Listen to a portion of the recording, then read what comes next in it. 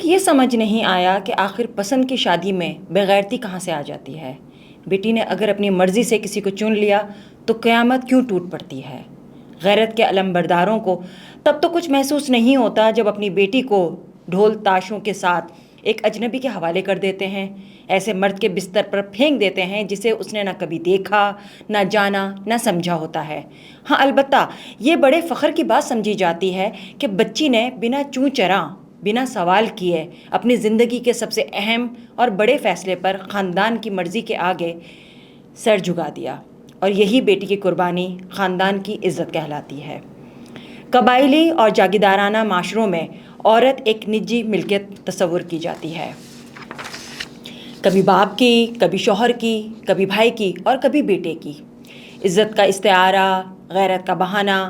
عورت اس معاشرے میں انسان کہاں سمجھی جاتی ہے؟ اس کی سوچ، اس کی رضا، اس کی پسند ناپسند، یہ تمام الفاظ تو اس کے مقدر میں لکھے ہی نہیں گئے۔ وہ تو بس ایک چیز ہے، جیسے کرسی، میز، جیسے بکری، جیسے بھینس، جیسے کھیت کا کوئی زرخیز ٹکڑا جسے وقت آنے پر بیچ دیا جائے گا یا دشمنی کے بدلے میں دے دیا جائے، یا کسی رشتے کی سیج پر رکھ کر اپنی غیرت یا عزت بچانے کا ہتھیار بنا دیا جائے۔ کیا کسی نے پوچھا وہ کیا چاہتی ہے؟ کیا اس کے کوئی خواب ہیں؟ نیلے، پیلے، اودے، سترنگی، رنگ برنگے۔ لیکن بھلا ایک عورت کیسے خواب دیکھ سکتی ہے؟ جس کی گواہی بھی عادی تسلیم کی جائے، وہ کیوں کر ایک مکمل انسان ہو سکتی ہے؟ وہ تو اپنی قسمت کا نوحہ پڑتی ایک مخلوق ہے، ایک جسم کا لوتھڑا ہے جو جینے کے لیے نہیں، صرف حکم ماننے اور نبھانے کے لیے ہے۔ کیا بانو اس معاشرے کی پہلی عورت تھی جو اپنی زندگی کی قیمت کسی عدالت میں نہیں بلکہ مقتل میں ادا کرائی؟ کسی نے کہا کہ قبائل میں اگر کوئی عورت یا مرد ایسی حرکت کریں تو جرگہ کو ایسا فیصلہ دینا لازمی ہو جاتا ہے تاکہ آئندہ کوئی لڑکی ایسا قدم اٹھانے سے پہلے 10 بار سوچے۔ گویا لڑکی کی عزت کا تحفظ قتل سے مشروط ہے، اور عورت کی بھٹکی ہوئی راہ کا حل تعلیم، شعور یا برابری کے حق میں نہیں بلکہ اس کی جان لینے میں پوشیدہ ہے۔ لیکن سوال یہ ہے کہ قبائلی غیرت کے نظام میں عورت کو کیا کبھی انسان سمجھا گیا؟ اگر اسے اپنی مرضی سے جینے کا اختیار ہو تو جرگہ کیوں کر بیٹھے؟ اگر بیٹی کو تعلیم کے ساتھ اعتماد، اپنی پسند سے جینے کا حق دیا جائے، اسے اپنی مرضی کا ہم سفر چننے کی اجازت ہو، اگر اسے کم عمری میں بیاہنے سے گریز کیا جائے، اگر اسے یہ سکھایا جائے کہ اس کی زندگی کا فیصلہ وہ خود کر سکتی ہے، اور اگر شادی ناکام بھی ہو جائے تو ماں باپ کا دروازہ اس کے لیے ہمیشہ کھلا ہے، تو پھر نہ کوئی بھاگے گی اور نہ کسی کو مارنے کے جواز تراشے جائیں گے۔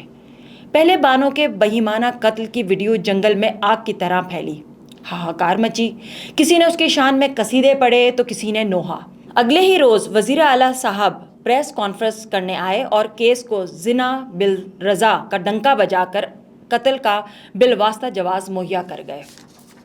اس کے بعد جو الزامات کی بوچھاڑ ہوئی، کردار پر کیچڑ اچھالا گیا، اور آخرکار اس کے قتل کو بھی کچھ لوگوں نے عبرت کا سامان قرار دے دیا۔ بات یہیں تک نہ رہی، بلکہ تیسرے روز بانو کی والدہ نے ببانگ دہل اپنی بیٹی کے ہی قصوروار ہونے کا اعلان کر دیا، جس سے شک و شبہات مزید بڑھ گئے کہ دال میں کچھ کالا نہیں بلکہ شاید دال ہی پوری کالی ہے۔ مان لیں کہ بانو غلط تھی، مجرم بھی تھی، تو گویا ماورائے عدالت قتل جائز قرار دیا جا سکتا ہے؟ ایک قبیلے کا سردار کیا خدا بن بیٹھا ہے جو کسی کی بھی جان لینے کا حکم صادر کر دے؟ اگر ہے تو پھر تالے لگا دیں قانون کے تمام اداروں کو، اور پھر چلنے دیں ملک میں جنگل کا قانون۔ چلیں، بانو کے کیس میں تو آئیں بائیں شائیں اگر مگر شامل ہو گیا ہے، لیکن کیا یہ عورت کے ساتھ تشدد کی واحد کہانی ہے؟ کراچی کے علاقے لیاری کی 19 سالہ شانتی کی مثال لیجیے۔ شانتی نے محبت میں خاندان کا نام رسوا نہیں کیا، وہ چپ چاپ گھر سے بھاگ کر کسی غیر مرد سے شادی کرنے نہیں گئی تھی۔ اس نے اپنے گھر والوں کی رضا سے رسم و رواج نبھاتے ہوئے اشوک کے ساتھ 7 پھیرے لیے، وہ تمام مراحل طے کیے جو ایک مہذب شادی کے لیے ضروری سمجھے جاتے ہیں۔ لیکن پھر شادی کے تیسرے دن ہی اشوک، اس کے اپنے شوہر نے اس کے جسم کو کیوں دوزخ بنا ڈالا؟ وہ تو ایک بیوی تھی جسے شوہر نے انسان نہیں اپنی ملکیت سمجھا، جسے مارنا، پیٹنا، نوچنا، روننا اس کا حق تھا۔ وہی ظلم جو دلی کی بس میں ہوا، وہی اذیتیں، وہی زخم، وہی چیخیں، فرق صرف اتنا تھا کہ دلی کی بس میں وہ 6 ریپسٹ غیر مرد تھے اور یہاں شانتی کا ریپسٹ اس کا اپنا شوہر۔ دلی بس ریپ والا واقعہ اور اشوک نے جو شانتی کے ساتھ کیا وہ ہو بہو ایک جیسا تھا۔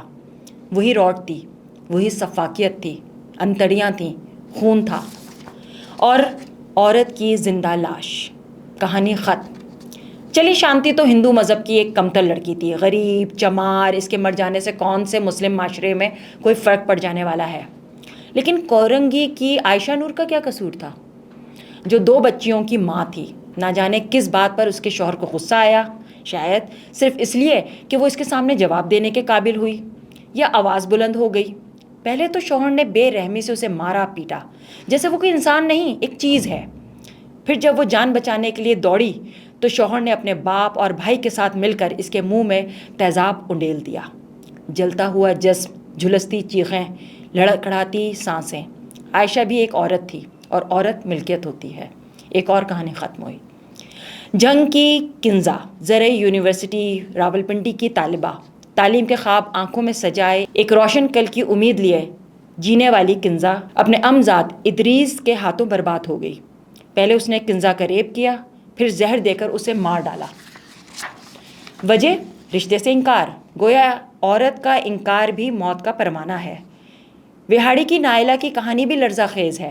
محض کھانے میں دیر ہو جانے پر اس کے موالی بھائی نے غصے میں چھری اٹھائی، ایک بہن کو موقع پہ ہلاک کیا، دوسری کو شدید زخمی کر ڈالا، کیونکہ گھر میں عورت مرد کی ملکیت ہوتی ہے۔ اب قانون حرکت میں آئے، عدالتیں لگیں، کیس چلے، دیت ہو جائے، معافی نامہ ہو یا سزا مل جائے، جان تو گئی۔ یہ واقعات انفرادی نہیں بلکہ یہ ایک اجتماعی المیہ ہیں۔ مقامی NGO ساحل کی حالیہ رپورٹ کے مطابق اس سال جنوری تا جون خواتین پر تشدد، ریپ اور قتل کے 3,958 کیسز رجسٹر ہو چکے ہیں، جو کہ پچھلے سال 1,732 تھے۔ ان میں 80% پنجاب، 13% سندھ اور بقیہ کیسز بلوچستان، KP، گلگت بلتستان اور آزاد کشمیر کے ہیں۔ لیکن یہ پوری سچائی نہیں، کیونکہ حالات اس سے کہیں زیادہ بدتر ہیں۔ 10 دنوں میں ملک کے مختلف حصوں میں سینکڑوں عورتیں قتل ہو چکی ہیں۔ سب کی کہانیاں الگ الگ دکھ سے بھری ہوئی ہیں، لیکن سچ ایک ہے، عورت کو مارنے کے لیے صرف اتنا ہی کافی ہے کہ وہ عورت ہے۔ چونکہ وہ ایک ملکیت ہے، ایک شے جسے خریدنا، بیچنا، قابو رکھنا اور بوقت ضرورت ختم کرنا مرد کا پیدائشی حق مان لیا گیا ہے۔ اور جب تک اس سوچ کی بنیادیں نہیں ہلائی جاتی، جب تک ریاست اس ظلم کے خلاف تن کر نہیں کھڑی ہو جاتی، تب تک عورت قتل ہوتی رہے گی، نام بدل بدل کر، اور ہم صرف اس کے نام یاد رکھیں گے، زخم نہیں۔